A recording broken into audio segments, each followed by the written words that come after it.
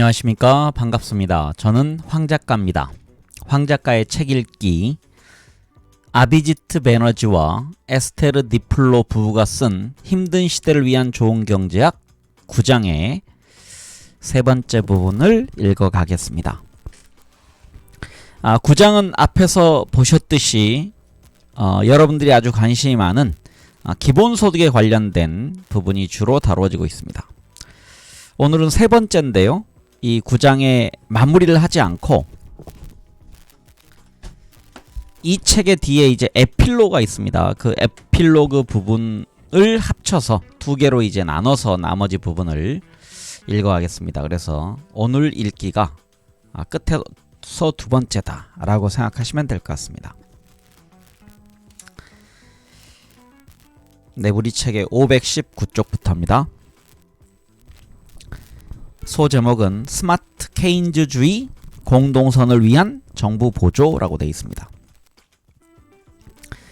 2018년에 미국 민주당에서 일자리 보장을 중심으로 하는 또 다른 접근법이 떠올랐다. 2019년에 대통령 민주당 당내 경선 후보 코리 부커, 카말라 해리스, 버니 샌더스, 엘리자베스 워런 모두 연방정부의 고용보장을 공약으로 내세웠다. 일을 하고자 하는 미국인이면 누구나 연방정부에서 양질의 일자리를 얻을 권리를 갖게 해준다는 것이다. 이 일자리에는 연방정부의 여타 공무원들이 받는 것과 비슷한 수준의 의료보험, 퇴직급여, 12주의 유급휴가, 자녀 돌봄 보조가 제공되고 임금은 시간당 $15로 책정될 것이었다.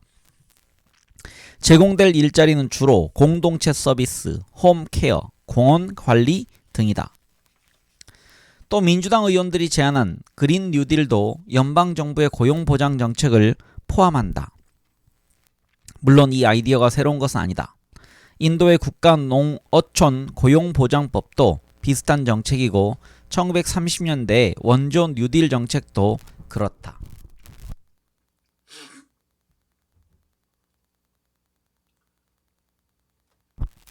하지만 인도의 사례를 보건대 이러한 프로그램을 잘 운영하는 것은 쉽지 않아 보인다.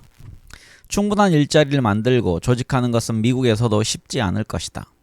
인도에서 제공된 일자리는 고랑을 파내거나 도로를 건설하는 일 등이었는데 미국에서 이러한 일을 하고 싶어 할 사람은 별로 없을 것이다.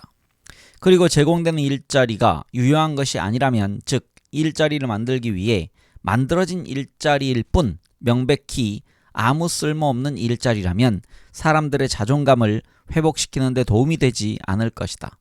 그러면 사람들은 무의미하게 일하는 흉내를 내느니 차라리 장애수당을 신청하기로 할지 모른다. 또한 이러한 프로그램이 규모가 매우 클 수밖에 없다는 것을 생각하면 실행단에서는 민간 기업들을 외주로 활용해야 할 텐데 정부 입찰을 따는 일에 특화한 민간 기업 중에는 비용은 높고 질은 낮기로 악명 높은 곳도 많다. 그보다는 노동집약적인 공공서비스에 정부 예산을 늘려서 그 서비스를 제공하는 일자리를 창출하는 것이 더 현실적인 전략일 것이다. 여기에서 잊지 않고 고려되어야 할 것은 너무 좋은 정부 일자리에 너무 많은 사람이 몰리는 상황을 만들지 않아야 한다는 것이다. 일자리는 너무 적게 창출되고 그 일자리의 보수는 너무 높게 책정되는 경우 이러한 상황이 발생할 것이다. 이는 개도국에서 특히 중요한 문제다.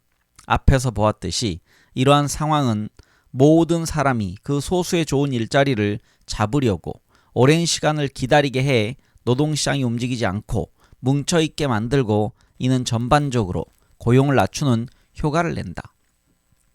요컨대 정부가 창출하는 일자리는 유용해야 하고 그에 대한 보수는 공정해야 한다.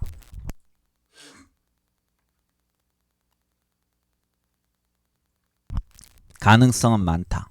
노인 돌봄, 교육, 아동 돌봄 등은 적어도 지금으로서는 자동화로 얻을 수 있는 생산성의 향상이 제한적인 영역이다. 앞으로도 이주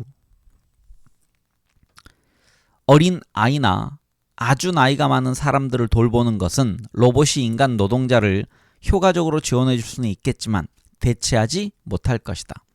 학교, 유치원, 어린이집에서 인간 노동력을 로봇으로 대체하기가 매우 어려운 또 한 가지 이유는 로봇이 좁은 의미에서의 기술적인 능력을 필요로 하는 직업, 즉 볼트 끼우는 것부터 회계까지를 모두 대체하고 나면 사람들이 자연적인 공감과 융통성에 점점 더 많은 가치를 부여하게 되리라는 데서 찾을 수 있다. 실제로 많은 연구에서 지난 10년 동안 노동시장에서 인지적 기술에 비해 대인관계, 사회성 등과 관련된 사회적 기술의 중요성이 더 높아졌음이 드러났다.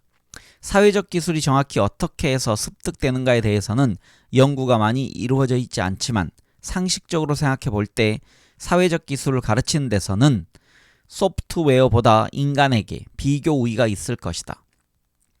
페루에서 수행된 한 실험에 따르면 기수학교에서 무작위로 선정된 일부 학생들은 사교성이 뛰어난 학생과 룸메이트가 되도록 하고 또 다른 일부 학생들은 성적이 뛰어난 학생과 룸메이트가 되도록 하자 전자의 학생들은 사회적 기술이 높아지고 후자의 학생들은 시험 점수가 높아지는 것으로 나타났다. 돌봄과 교육에서 인간이 로봇보다 비교 우위를 갖는다는 것은 이러한 영역의 상대적인 생산성이 기계가 널리 사용되는 다른 영역에 비해 점점 더 떨어지게 되리라는 것을 의미한다. 그렇다면 민간 자본의 입장에서는 생산성이 더 빠르게 향상되는 영역보다 투자의 매력도가 낮아질 것이다. 그와 동시에 노인 돌봄은 명백하게 사회적으로 중요한 목적이 있지만 현재로서는 충분한 서비스가 이루어지지 않고 있다. 그러므로 아이들에 대한 교육과 노인에 대한 돌봄에 정부가 공적으로 투자를 하면 사회에 큰 이득이 될 것이다. 물론 여기에는 비용이 든다. 이 두 분야만으로도 정부가 지출할 수 있는 예산의 상당 부분을 차지할 것이다. 하지만 그 돈이 안정적이고 존중받는 일자리를 창출하고 그 일을 하는 사람들에게 급여를 지급하는 데 들어간다면 사회적으로 유용한 서비스가 생산된다는 면에서 그리고 유의미한 일자리를 많이 제공할 수 있다는 면에서 이중으로 유익한 일일 것이다. 네, 다음 소제목은 헤드스타트입니다. 세대 간 계층 이동성은 아이들이 어느 동네에서 자라는지와 밀접하게 관련이 있다. 가령 미국에서 소득 분포의 하위 50%에서 태어난 아이가 유타주 솔트레이크 시티에서 자라면 성인이 되어서 평균적으로 소득이 46%일 다시 읽겠습니다. 46%일 선에 위치할 것이고 노스캐롤라이나주 샬롯에서 자라면 그보다 한참 낮은 37%일 선에 위치할 것이다. 이와 같은 지역에 따른 차이는 노동시장에 진입하기 한참 전부터 시작된다. 계층 이동성이 낮은 지역에 사는 아이들은 대학에 갈 가능성이 더 낮아지고 이른 나이에 자녀를 가질 가능성은 더 높아진다. 1994년에 미국 주택도시개발부는 기회를 위한 이사라는 프로그램을 시작했다. 공공주택 거주자들에게 복권에 참여할 기회를 주고 당첨되면 현재 가난한 공공주택 단지를 벗어나 빈곤도가 더 낮은 동네로 이사갈 수 있는 기회를 제공하는 프로그램이었다. 당첨된 가정 중 절반 정도가 이사 기회를 붙잡았고 실제로 빈곤도가 훨씬 더 낮은 동네에 정착했다. 한 연구팀이 당첨된 사람과 당첨되지 못한 사람들을 추적 조사해서 장기적으로 어떤 차이가 있었는지 알아보았다. 초기의 결과는 다소 실망스러웠다. 여아는 정신심리적인 상태가 더 나아졌고 학교에서 성과도 더 좋았지만 남아에게서는 그러한 효과가 별로 나타나지 않았다. 하지만 20년쯤 뒤에는 몇 가지 생활지표에서 명백하게 큰 차이가 드러났다. 젊은 성인들 중 당시에 부모가 이사 복권에 당첨되었던 사람들은 부모가 당첨되지 못했던 사람들보다 연간 1620달러를 더 벌었고 대학에 갈 가능성과 더 좋은 동네에 살 가능성도 더 높았다. 여성의 경우에는 편모가 될 가능성도 더 낮았는데 이는 이러한 정책이 세대 간의 전승에도 영향을 미치리라는 것을 시사한다. 동네마다 계층 이동성에서 차이를 보이는 것은 어떻게 설명할 수 있을까? 연구자들의 견해는 분분하다. 하지만 높은 계층 이동성과 명백히 관련이 커 보이는 몇 가지 환경 요인이 있다. 대표적인 것이 학교의 질이다. 계층 이동성의 지도를 그려보면 표준 시험 점수 분포의 지도와 굉장히 겹치는 것을 볼 수 있다. 지난 수십 년간 교육에 대해 많은 연구가 이루어져 온 덕분에 우리는 어떤 것들이 아이들의 학습 성과를 높이는 데 도움이 되는지에 대해 꽤 많은 것을 알고 있다. 2017년에 수행된 한 연구는 선진국에서 학교나 부모를 상대로 개입이 진행되었던 총 196개의 무작위 실험 연구들을 종합적으로 검토해 그러한 개입이 학업 성과를 높이는 효과가 있었는지 살펴보았다. 이러한 개입들의 효과는 편차가 크지만 불리한 사회계층 출신 아이들의 학업 성과를 높이는 데는 양질의 취약 전 아동 교육과 학교에서의 밀도 있는 개인 지도가 가장 효과가 있는 것으로 보인다. 학업을 따라가지 못하고 결국에는 중퇴를 하게 될 가능성이 큰 아이들에게 취약 전에 선제적으로 개입해 학교 생활에 잘 준비될 수 있게 해주고 학업 격차가 너무 벌어지기 전에 격차가 발생할 법한 주요 지점들을 포착해 개입하면 그렇게 될 가능성을 줄일 수 있다. 이 결과는 우리가 개도국에서 수행한 연구의 결과들과도 부합한다. 또한 여러 연구 결과에 따르면 학업 성과에서 얻은 단기적인 이득은 장기적인 기회의 차이로도 이어진다. 일례로 테네시에서 진행된 한 무작위 통제 실험에서 20명에서 25명이던 학급 규모를 12명에서 17명으로 줄였더니 단기적으로 시험 점수가 올랐고 장기적으로 그 학생들이 대학에 갈 가능성이 높아졌다. 학급 규모가 작은 교실에서 공부한 학생들은 무작위로 배정된 이 학생들은 성인이 되었을 때 주택 소유, 저축, 결혼 상태, 거주 동네 등의 지표로 보았을 때 더 나은 삶을 살고 있는 것으로 나타났다. 학급 규모를 작게 유지하고 밀도 있는 개인별 지도가 가능하려면 교사가 더 필요하다. 즉, 이러한 종류의 개입은 아이들에게도 도움이 되지만 교직 분야의 고용도 창출할 수 있다. 미국에서 이러한 정책을 실행하는데 한 가지 큰 제약은 학교 재정이 주로 지역적으로 충당된다는 점이다. 이는 양질의 공립 교육이 가장 많이 필요한 곳에서 교육에 쓸 돈이 부족하다는 의미다. 정부가 비중 있게 재정 지원을 하면 큰 차이를 만들 수 있을 것이다. 더 일반적으로 미국에서는 정부의 재정 지원이 너무 적어서 유치원 이전의 영유아 교육은 연방정부의 보조를 받지 못하고 있고 그 결과 어떤 종류든 보조금을 지원받아 제공되는 유치원 이전 영유아 교육에 참여하는 아이가 28%에 불과하다. 대조적으로 영유아 교육이 정부 보조를 받는 프랑스에서는 오랫동안 거의 모든 아이가 영유아 교육을 받았고 최근에는 의무교육에 포함되었다. 영유아 교육 프로그램의 효과에 대한 초창기의 몇몇 실험에서 영유아 시기에 양질의 개입이 이루어지면 단기와 장기 모두에서 큰 효과를 낸다는 사실이 드러났다. 이를 근거로 노벨상 수상 경제학자인 제임스 해크먼은 영유아 교육이 불평등을 줄이는 가장 좋은 해법이라고 주장했다. 하지만 이러한 실험 중 어떤 것은 규모가 너무 작았고 따라서 프로그램이 정확히 의도대로 진행되도록 하기가 더 쉬웠을 수 있다. 좀 더 현실적인 규모로 영유아 교육 프로그램의 효과를 평가하기 위해 규모가 더 큰 무작위 통제 실험이 2차례 이루어졌다. 전국 프로그램인 헤드스타트 프로그램에 대한 실험 연구와 테네시주에서 진행된 영유아 교육에 대한 실험이었다. 그 결과는 다소 실망스러웠다. 둘 다 단기적으로는 효과가 있었으나 학업 성과에 미친 긍정적인 영향은 곧 사라졌고 몇 년 뒤에는 역전되었다. 이 결과를 보고 많은 이들이 영유아 교육 프로그램의 효과에 대한 기존의 평가가 과장되어 있었다고 생각하게 되었다. 하지만 헤드스타트 프로그램 연구에서 드러난 가장 중요한 발견은 프로그램의 내용이 어떻게 구성되는지에 따라 효과가 막대하게 편차를 보인다는 점이었다. 구체적으로 전일제로 진행되는 프로그램이 반일제보다 효과적이었고 가정 방문 등 부모를 독려하는 활동이 수반되면 더 효과적이었다.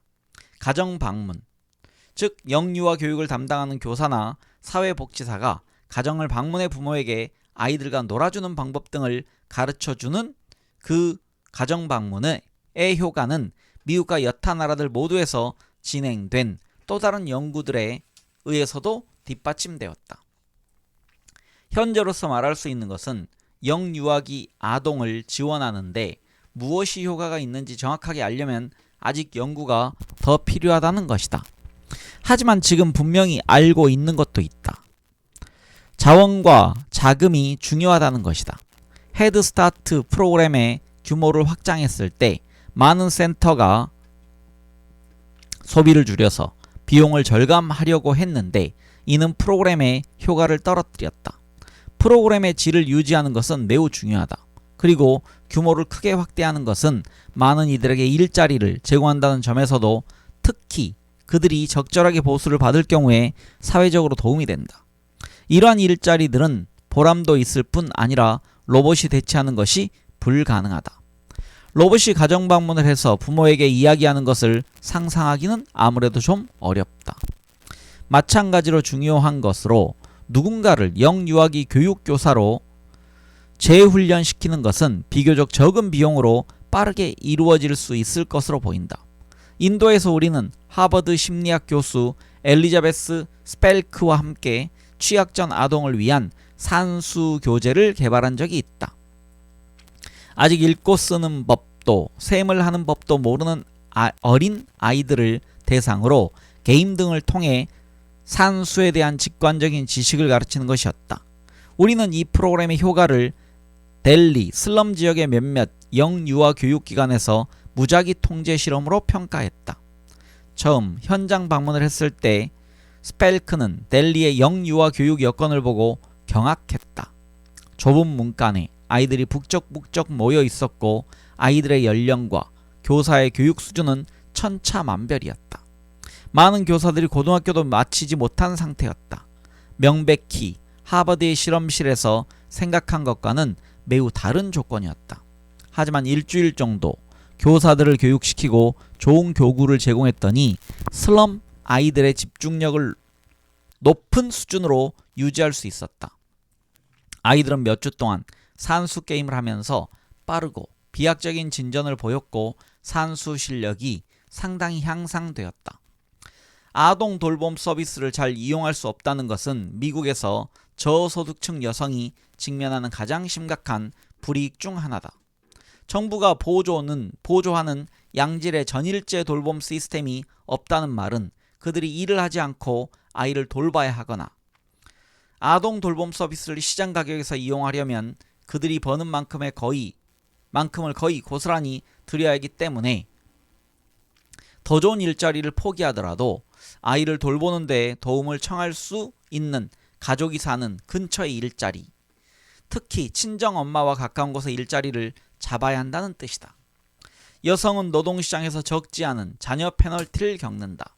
이것은 선진국에 여전히 남아있는 성별 간 소득 격차의 상당 부분을 설명해준다. 진보적인 나라인 덴마크에서도 아이를 낳기 전에는 남성과 여성의 소득에 거의 차이가 없지만 아이가 생기면 장기적으로 약 20%의 격차가 생긴다. 여성은 첫 아이 출산 직후에 승진해서 남성보다 뒤처지기 시작하고 관리자가 될 가능성에서도 남성보다 뒤처진다. 또한 엄마가 된 여성들은 더 가족 친화적인 일터, 즉 직원 중 어린아이가 있는 여성의 비중으로 측정해서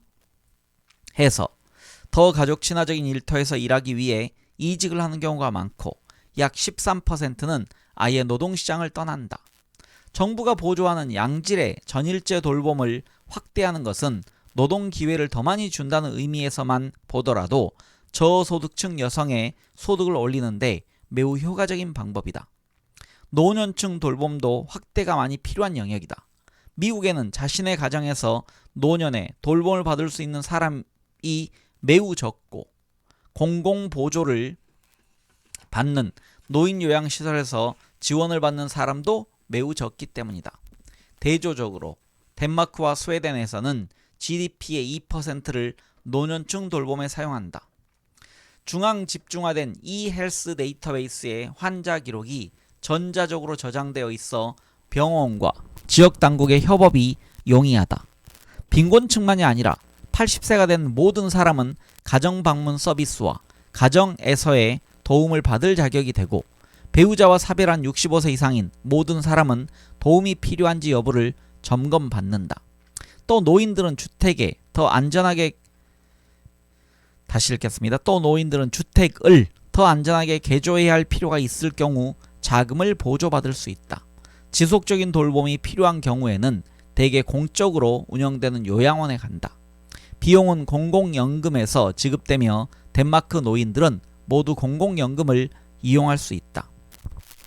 노인을 돌보는 일은 힘들고 미국에서는 보수도 매우 적다. 즉 매력적인 일자리가 아니다.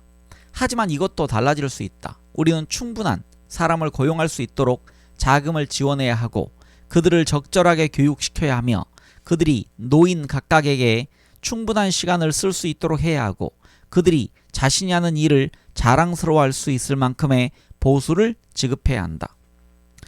네, 다음 소제목은 전환지원입니다. 좋은 일자리를 갖는 것과 아이를 잘 키우는 것 둘 다 거주지에 매우 크게 영향을 받는다는 점을 생각할 때 사람들이 이사를 갈 수 있게 지원하는 정책도 중요하다. 기회를 위한 이사 프로그램을 전국으로 확대해서 모두가 좋은 동네로 이사하게 하는 것은 불가능하겠지만 노동자들이 다른 지역이나 다른 일자리로 옮길 수 있도록 지원하는 것은 가능하다. 실제로 이를 목적으로 하는 적극적 노동시장 프로그램들이 몇 가지 운영되고 있다.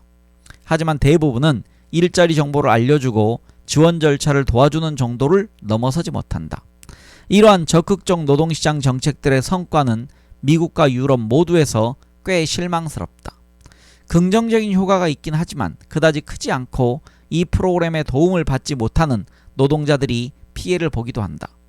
더 야심찬 그리고 비용이 더 많이 드는 프로그램으로 실직한 노동자가 자동적으로 더 긴 기간 동안 실업보험의 혜택을 받을 수 있게 하는 방안을 생각해 볼 수 있다.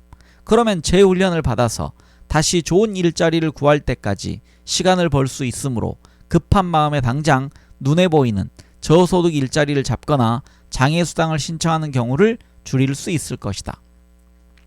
또 이러한 프로그램은 단기적인 훈련 기회뿐 아니라 전액 장학금을 지급해 대학이나 커뮤니티 칼리지에서 교육을 받을 기회를 제공할 수도 있을 것이다.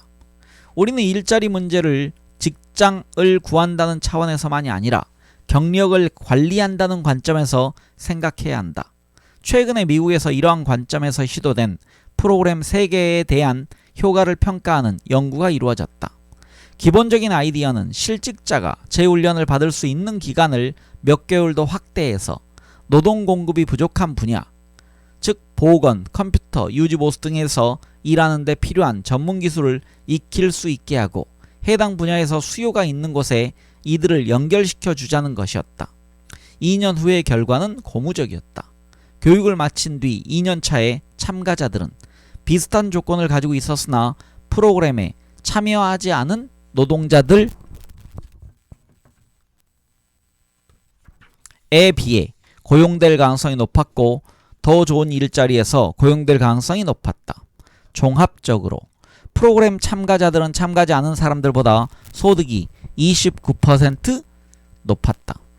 매우 중요하게 이러한 프로그램은 재훈련 기간 중 혹은 새로운 일을 막 시작하는 시점에 육아 지원, 교통 지원, 주거정보 제공, 법률 서비스 제공 등을 통해 재정착에도 도움을 주었다.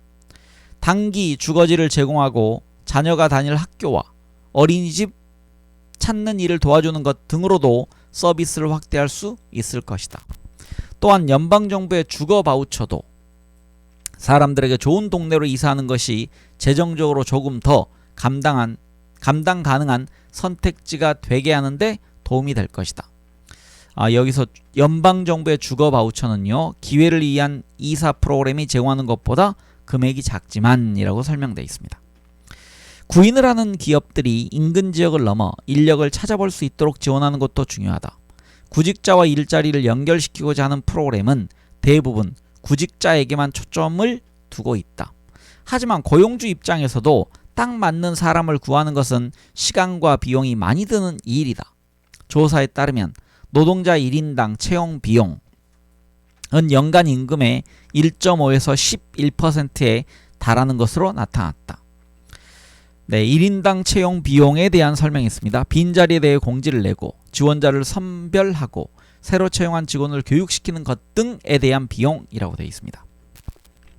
대기업은 인사부서가 있지만 중소기업 입장에서는 채용 비용이 큰 장벽이 될 수 있다. 최근 프랑스에서 진행된 한 연구에서는 채용 비용이 고용의 속도를 늦출 만큼 큰 것으로 나타났다. 연구자들은 실험 문제를 담당하는 당국과 협력해 참여 회사들에 대해 채용 공고를 내는 것과 1차로 지원자를 선별하는 것을 대신 맡아주는 식으로 채용 과정을 지원했다.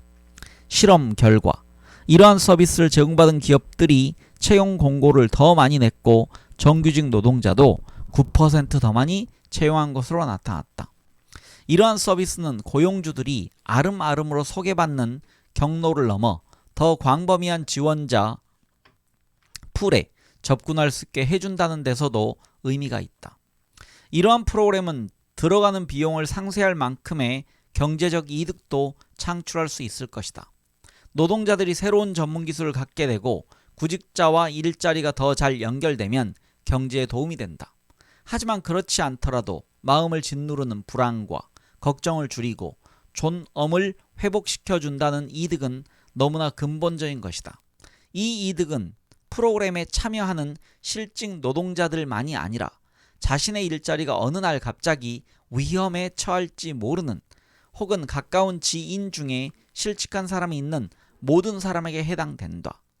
또 이에 못지않게 중요한 것으로 이런 프로그램을 홍보할 때 당신을 구제해 주겠다는 메시지보다 이러한 일이 당신에게 일어나서 유감이지만 새로운 기술을 획득하고 필요할 경우 적절한 장소로 이사를 하면 당신은 우리 경제가 탄탄히 유지되게 하는 데 기여할 수 있다라는 메시지를 주면 많은 블루칼라 노동자들이 세상이 그들에 대해 벌이는 전쟁에서 자신이 희생자가 되었다고 느끼는 상황을 바꿀 수 있을 것이다.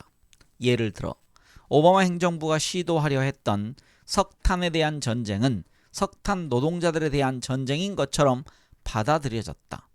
석탄 노동자들이 유독 자신의 일을 자랑스러워하고 어떤 것도 자신의 일을 대체할 수 없다고 완강하게 믿고 있어서일까? 하지만 비교적 최근까지 석탄 노동자들은 지금처럼 그들의 고용주와 함께 싸운 것이 아니라 그들의 고용주에게 맞서 싸워왔다. 그리고 그들이 하는 일이야말로 전형적으로 미국인 대부분이 기계가 대체해야 한다고 생각하는 육체적으로 위험한 일이다. 철강 노동자도 마찬가지일 것이다. 그렇다면 우리는 기존과 비슷한 정도의 자부심을 주면서 위험도는 덜한 일자리를 생각할 수 있어야 한다. 그렇지만 2016년 3월에 힐러리 클린턴이 우리는 많은 석탄 기업과 탄광 노동자들이 퇴출되게 할 것이라고 차갑게 발표했을 때 석탄 업계 노동자들은 이를 그들이 받게 될 상실에 대해서는 아무런 사과나 보상도 없이 일방적으로 그들의 삶을 무너뜨리려는 시도라고 받아들였다. 그리고 이러한 반응은 불합리한 것이 아니다. 클린턴은 사회가 탄광 노동자들을 돌봐야 한다고 바로 덧붙였지만 그 문장을 우리는으로 시작함으로써 이 사안을 우리 대 그들의 구도로 이야기했다. 그 문장은 이후 몇 개월 동안 정치 광고에 등장했다. 전환의 시기는 정부가 그 전환으로 고통을 겪는 노동자에게 공감하고 있음을 나타낼 수 있는 기회가 될 수 있으며 그러한 기회가 되어야 마땅하다. 직업을 바꾸는 것과 사는 장소를 바꾸는 것 모두 굉장히 힘겨운 일이다. 하지만 경제에는 기회가 되기도 한다. 또 개인에게도 자신의 재능과 일자리를 더 잘 연결할 기회가 될 수 있다.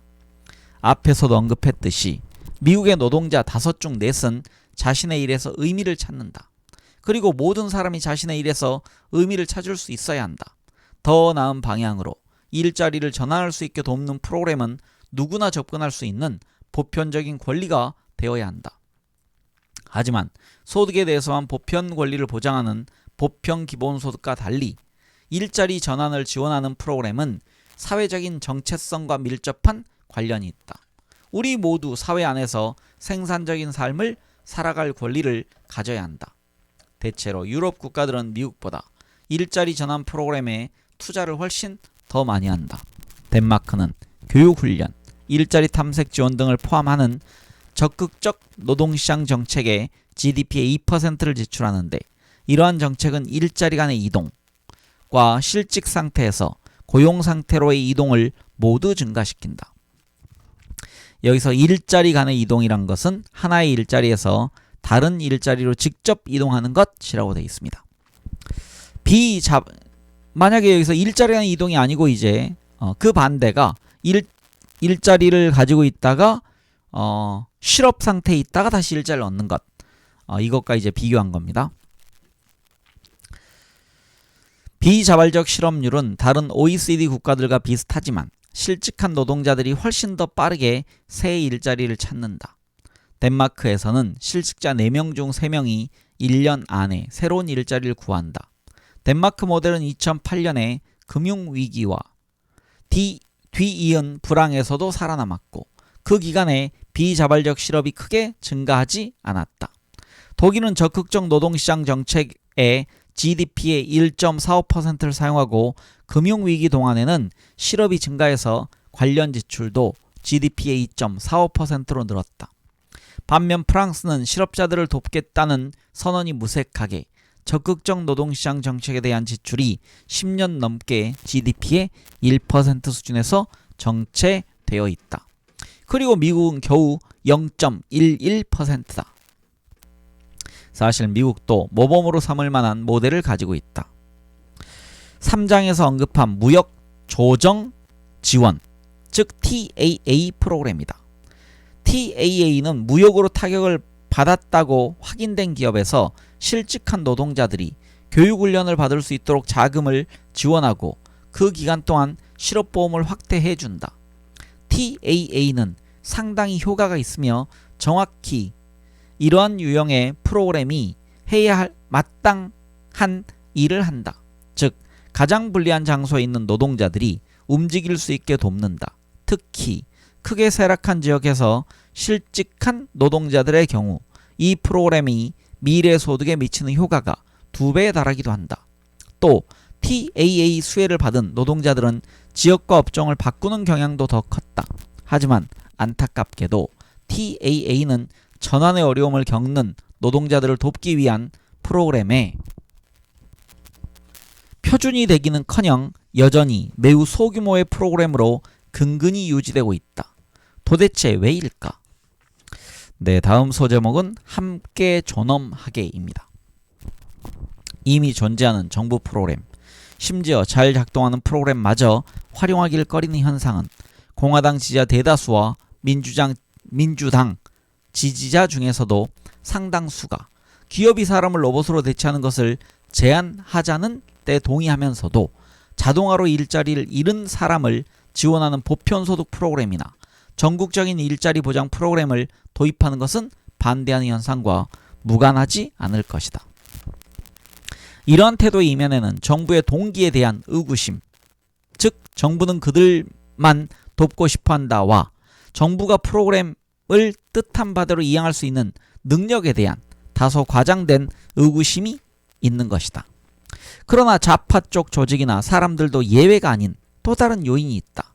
이런 프로그램들이 당사자들에 대한 이해나 공감 없이 단순히 시혜적으로 이루어지는 서비스에 불과한 게 아니냐는 의구심이다. 즉, 사람들은 정부의 지원을 받으면서 모멸감을 느끼고 싶어하지 않는다. 새천년 개발 목표를 고안하기 위한 UN 고위급 패널에서 활동하던 시절에 아비지트는 그 목표에 자신의 의제가 반영되게 하려는 국제 비정부 기구들의 저강도 로비에 많이 접하게 되었다. 이들과의 만남은 흥미로운 활동들에 대해 배울 수 있는 매우 즐거운 기회였다. 그 중에서도 아비지트가 가장 생생하게 기억하는 회의는 ATD 제4세계라는 단체와의 회의였다. EU 본부의 동굴 같은 회의실에 들어서자마자 아비지트는 그곳에 전혀 다른 종류의 사람들이 모여 있다는 것을 깨달았다. 양복도, 넥타이도, 하이힐도 없었다. 첫 주 회의에서 아비지트는 주름진 얼굴, 지저분한 겨울 재킷, 그리고 대학 신입생에게서 볼 수 있을 법한 열정을 보았다. 아비지트는 이들이 극도의 가난을 경험했으며 여전히 가난한 사람들이라고 소개를 받았다.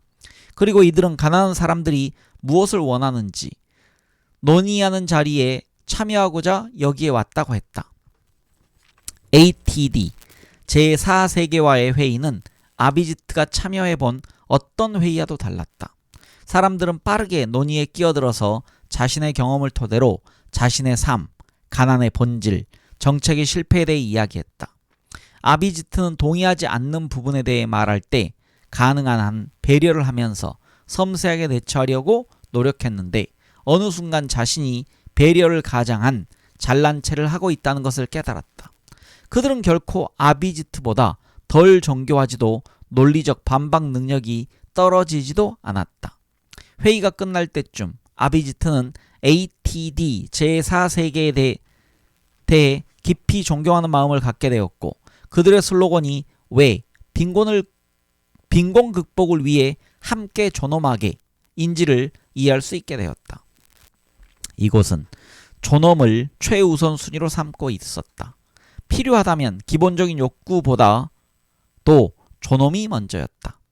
ATD 제4세계는 모든 사람을 생각하는 존재로서 진지하게 받아들이는 내부 문화를 탄탄하게 구축했고 그 문화는 아비지트가 미처 예상하지 못했던 자신감을 사람들에게 주고 있었다. TAE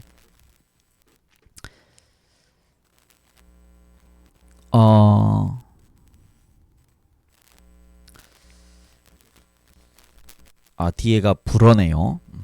갑자기 이상한 영어 단어가 나와서 제가 깜짝 놀랐는데 불어입니다. 그냥 읽겠습니다. TAE 즉 함께 일하고 배우기는 ATD 제4세계가 극빈층 사람들에게 안정적인 일자리를 제공하기 위해 시작한 소규모 사업체다. 어느 겨울 아침 우리는 그곳의 팀 회의 하나를 참관하기 위해 파리 동쪽에 있는 노아지 르 그랑에 갔다. 우리가 도착했을 때 그 팀은 그들이 하는 일 전체에 대해 그 주의 업무 일정을 잡고 있었다. 화이트보드에 주간 계획을 적고 사람들을 업무에 배정했다.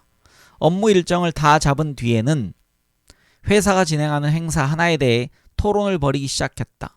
분위기는 느긋했지만 고무되어 있었고 모든 문제가 빠짐없이 진지하게 논의되었다. 그러고서 모두들 일을 하러 갔다. 실리콘밸리 스타트업에서 열리는 주간 회의 같았다. 실리콘밸리 스타트업과 다른 점은 그들의 주간 일정표에 적힌 업무, 즉 청소, 건설공사, 컴퓨터 정비와 같은 업무와 회의실에 모인 사람들이었다. 회의가 끝난 후 우리는 샹탈, 질, 장 프랑수아와 이야기를 더 나누었다. 샹탈은 간호사였지만 사고를 당해 심한 장애를 갖게 되었다. 여러 해 동안 일을 할 수 없어서 결국 노숙자가 되었고 ATD에 도움을 청했다. ATD는 주거를 제공했고 샹탈이 일할 수 있게 되었을 때 TAE를 소개했다. 우리와 만났을 때 샹탈은 10년째 그곳에서 일하고 있었다. 처음에는 청소팀, 다음에는 소프트웨어 팀에서 일했고 이어서 팀장이 되었다. 그리고 이제는 이곳을 떠나 장애인들이 일자리를 찾을 수 있도록 돕는 작은 비정부 기구를 설립하려 하고 있었다. 질도 TAE에서 10년 동안 일했다. 한동안 심한 우울증을 겪은 후 스트레스가 많은 환경에서는 자신이 일할 수 없다는 것을 알게 되었다. TAE는 질이 스스로의 리듬에 맞춰 일할 수 있게 해주었고 질의 병은 점차 나아졌다. 장 프랑수아와 그의 아내는 ADHD를 갖고 있는 아들 플로리안의 양육권을 잃었고 분노 조절 장애가 있었던 장 프랑수아는 국가의 행정 보호 아래에 놓이게 되었다. 그들은 ATD의 도움을 청했고 ATD는 관리 감독을 받는 조건으로 그들의 아들 플로리안을 ATD의 센터 중 하나로 데려오는 허락을 받아냈다. 그리고 그 센터에서 장 프랑수아는 TA 프로그램에 대해 알게 되었다. 이곳 CEO인 디디에는 TA에 오기 전까지 전통적인 회사의 CEO로 일했다. 그의 비서인 피에르 앙뚜앙은 이전에 취업 지원 기관에서 사회복지사로 일한 경험이 있었다. 앙투안은 전통적인 직업 배치 모델의 한계를 설명해 주었다. 사람들이 한 가지 어려움만 겪고 있을 때는 도움이 될 수 있지만 여러 가지 문제를 복합적, 누적적으로 겪고 있을 때는 일반적인 일자리가 요구하는 바를 잘 충족시킬 수가 없기 때문에 금방 포기하거나 거부당하는 경우가 많다는 것이었다. TAE가 전통적인 일자리 지원 모델과 다른 점은 프로그램을 각각의 당사자 위주로 고안하는 데 있다. ATD의 팀장인 브루노 타디우는 그들이 살아온 평생 동안 그들을 돕겠다는 다른 사람들은 그저 물질적인 것을 제공했을 뿐이라며 아무도 그들에게 무언가의 의미 있게 기여하도록 요구하지 않았다고 말했다. 하지만 TAE는 그들에게 무언가의 의미 있게 기여하도록 요구한다. 그들은 함께 결정을 내리고 직무에 대해 서로서로 배우고 가르치며 매일 식사를 함께하고 서로를 돌본다. 누군가가 없어지면 함께 확인한다. 누군가가 개인적인 어려움에 처해서 대처하는데 시간이 필요하면 그 시간을 낼 수 있도록 함께 돕는다. TAE의 정신은 모 단체인 ATD 제4세계의 정신을 잘 반영하고 있다. ATD 제4세계는 1950년대 프랑스에서 카톨릭 사제 요셉 레신스키가 극도의 빈곤이 열등함이나 무능함의 결과가 아니라 체계적인 배제의 결과라는 확신에서 설립한 단체다. 배제와 오해는 상호작용을 하면서 점점 더 증폭된다. 극빈층은 존엄과 주체성을 빼앗긴다. 그들은 도움을 원하지 않을 때도 도움에 감사해야 한다. 존엄을 강탈당하면 쉽게 의구심을 품게 되고 다시 이 의구심은 외부인에게 배은망덕과 아집으로 여겨져서 그들이 갇혀있는 함정이 한층 더 깊어진다. 직원이 12명도 안 되는, 그리고 그 직원들은 극빈층이자 생존을 위해 고전하던 사람들인 프랑스의 자그마한 사업체가 사회정책에 대해 우리에게 더 일반적으로 말해주는 교훈은 무엇일까? 첫째, 올바른 여건만 갖추어진다면 누구나 일을 할 수 있고 생산적일 수 있다. 이 개념을 바탕으로 프랑스 정부는 비정부 기구와 함께 장기 실업자 제로 영역이라는 실험을 진행하고 있다. 장기 실업자에는 정신적 또는 신체적 장애, 전과 기록 등 여러 가지 이유로 오랫동안 구직에 어려움을 겪고 있는 사람들도 포함되는데, 이 실험은 이들 모두가 빠른 시일 안에 일자리를 찾을 수 있게 하는 것을 목표로 삼고 있다.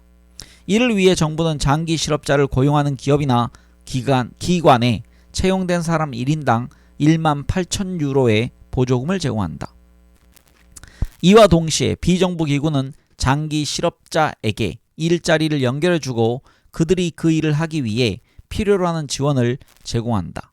둘째, 일자리는 그 사람이 가진 다른 문제들이 다 해결되고 난 다음에, 즉 준비가 된 다음에 가져야 하는 것이 아니다. 일자리 자체가 그 사람의 회복 과정의 일부다. 장 프랑수아는 일자리를 구한 후에 아들의 양육권을 되찾을 수 있었고, 지금은 일하는 아버지를 자랑스럽게 여기는 아들을 보면서 날마다 힘을 얻는다. 프랑스의 노아지 르그랑에서 한참 떨어져 있는 방글라데시에서도 거대 비정부 기구 BRAC가 똑같은 결론에 도달했다. BRAC는 가난한 사람 중에서도 특히 더 가난한 사람들이 BRAC가 제공하는 프로그램에서 자발적, 비자발적으로 배제되고 있는 것을 발견했다. 이 문제를 해결하기 위해 BRAC는 단계별 졸업이라는 접근 방식을 고안했다. 마을 공동체와 마을 지도자들의 도움으로 가장 가난한 사람들이 누구인지 파악한 뒤 그들에게 생산적인 자산, 즉 소, 염소 등을 제공하고 18개월 동안 정서적, 사회적, 재정적 지원과 함께 그 자산을 잘 활용할 수 있는 법을 교육했다. 7개 나라에서 무작위 통제 실험으로 이 프로그램을 평가한 결과 매우 효과가 있는 것으로 나타났다. 인도에서는 표본 집단을 10년 동안 장기적으로 추적 조사할 수 있었는데 10년 동안 해당 지역들이 경제적으로 발달하면서 모든 기구의 상황이 다시 읽겠습니다. 모든 가구의 상황이 나아졌지만 BRAC 프로그램 수혜자는 기준 집단에 비해 더 크고 영속적인 이득을 얻는 것으로 나타났다. 이들은 소비 수준도 더 높고 자산도 더 많이 보유하고 있으며 더 건강하고 삶의 행복도도 더 높다.